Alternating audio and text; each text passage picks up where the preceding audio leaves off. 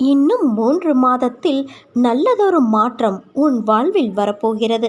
அந்த நல்லதொரு மாற்றம் நீ எதிர்பார்த்ததை விட பல மடங்கு உனக்கு சந்தோஷத்தையும் அள்ளி அள்ளி தரப்போகிறது.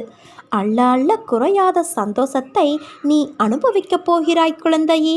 மனம் தளராத நம்பிக்கை, அசராத பக்தி, இவை இரண்டுமே எப்பொழுதும் உன்னுடைய பிரதான குறிக்கோளாக வைத்துக்கொள்.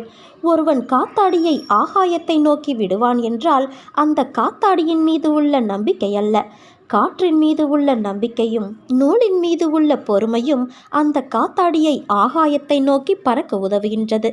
அதே போலத்தான் உன்னுடைய வாழ்க்கை. நீ உனது குறிக்கோளை அடைய மிக முக்கியமானது நம்பிக்கையும் பொறுமையும் மட்டுமே.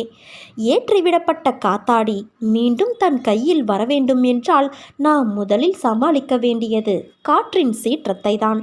அதே போலத்தான் நம் வாழ்க்கை என்னும் பெருங்கடல்